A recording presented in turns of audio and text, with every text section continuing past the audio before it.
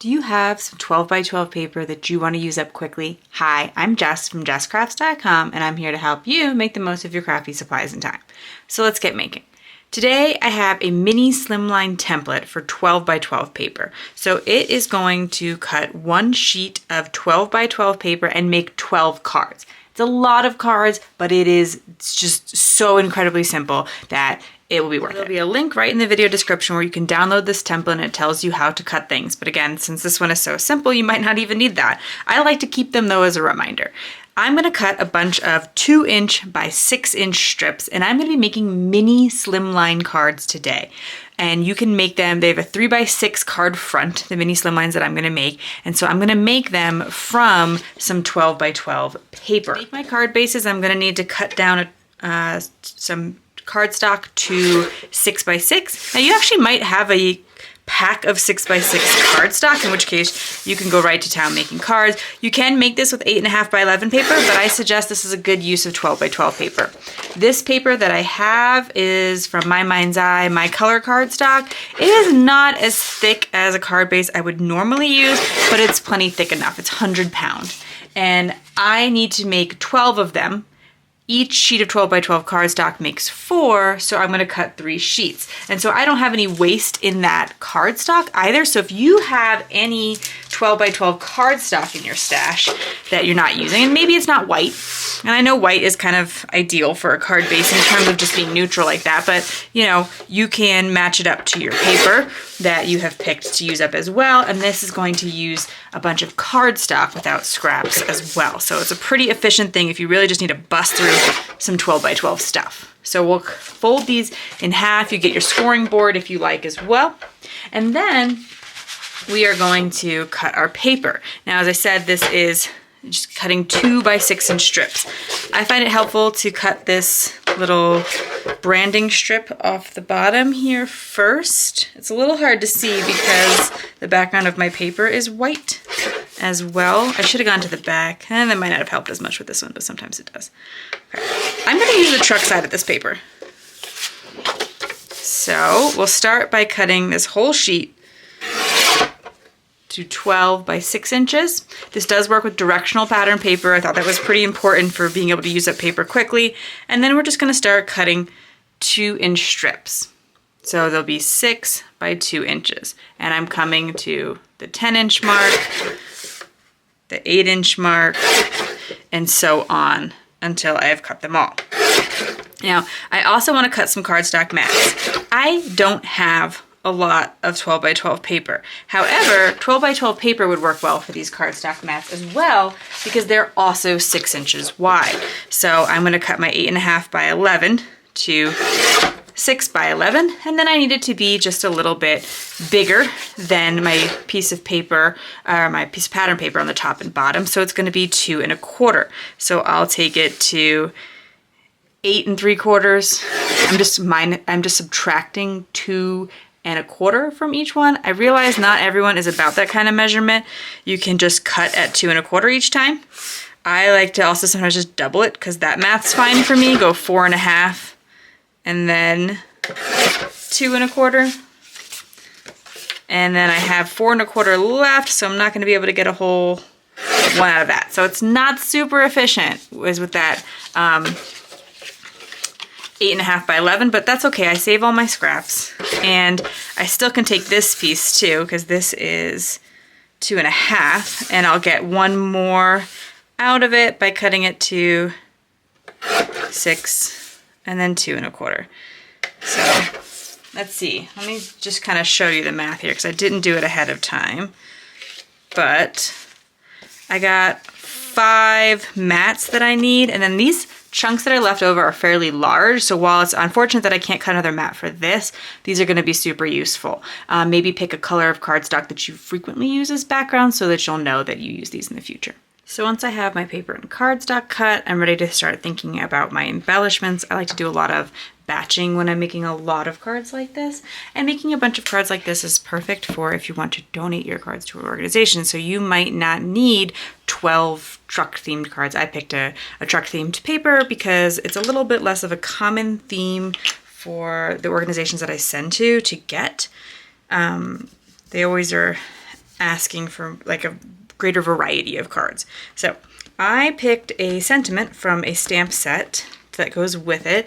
It is Newton's Nook Love Quarry, and you could also totally use the stamps that are in that stamp set and color them up, make them match, you know, or in whatever paper you are like you're using.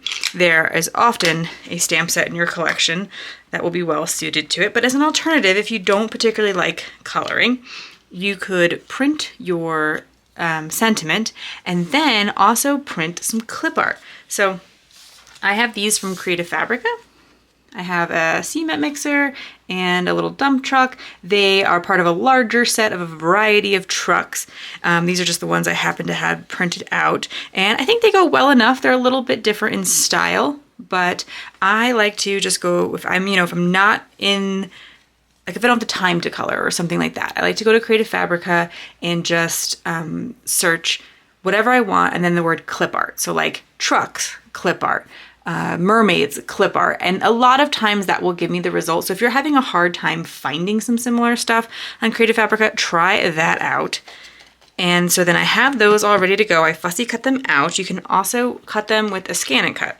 And then my sentiment, I am positioning it once because I've cut a bunch of these ovals, and then I'm stamping them continuously in my MISTI, because each time I just put this down, close the MISTI door, and I don't have to keep repositioning it every time. When I'm stamping something that has a little bit of a thicker word, like this word loads, it's like having that bold font, I think the MISTI can be helpful because sometimes I don't get that impression perfectly the first time. And so having that additional opportunity to place the stamp down again is helpful. Okay, so now I'm kind of in production mode because I have all my elements. I have my trucks fussy cut, my sentiments, all my paper cut, and I've just kind of made a lot of these decisions off screen a bit, but I think that you'll be able to mimic them with the kind of paper you have. So I'm going to place this in the center of the card as per the very simple sketch here, and then add my embellishments on top. With all of my paper busting templates, it is really meant to be a jumping off point. So yes, this is a very, very simple sketch, but then you can make a lot of decisions and have a lot of fun.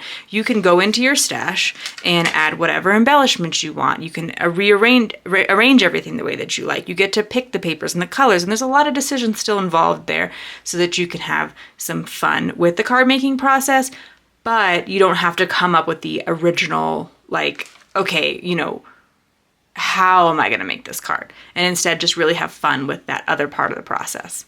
When I make a lot of cards like this, I like to put a whole bunch of things out to adhere at one time, so then I can take my ATG and I can pull it across a whole bunch of them at one time. I'm going to probably pop up one of either the sentiment or the truck, and so probably the truck because I'm probably going to layer it on top of the sentiment. And I did pick a different color of cardstock for my background than for the sentiment, and that was just to pull in some more of the colors from the, sorry, I'm going to make sure this is centered real quick. It doesn't have to be perfect, but just this matte helps me to do that. And just to pull in some more of the colors from the background. So there is some like green and blue, so I've pulled in both of those colors. My truck is facing this way, so I want my truck to be facing my sentiment. Like you could put it like this, but when you look at the main focal point truck, you're going to follow the direction it's going. And so you're going to kind of start looking off the card instead of at the sentiment. You want to direct the attention to the sentiment. If you had a critter, for instance, just because you might be switching it up, you'd want the critter looking at the sentiment. So whatever direction the element is facing, and then there's elements that aren't facing any particular direction, that's fine.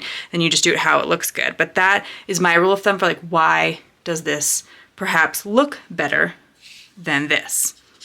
If, you're saying like, I don't, sometimes you can see something, you're like, oh, that doesn't look quite right, but you're not quite sure how to articulate it. Something, I have 15 years of experience, I've realized it's that. We're gonna put on that layer of fake foam tape, which is just 2 pieces of cardstock glued together because I always have so many cardstock scraps. However thick your cardstock is, you might need a few more layers, but it's a great way when you start getting those really smaller pieces of cardstock to use them up. And I'll put that on, and that's finished. I will make 11 more cards, you know, mixing it up a little bit with the dump trucks there. And the backgrounds will look slightly different just because of the variation in the pattern paper.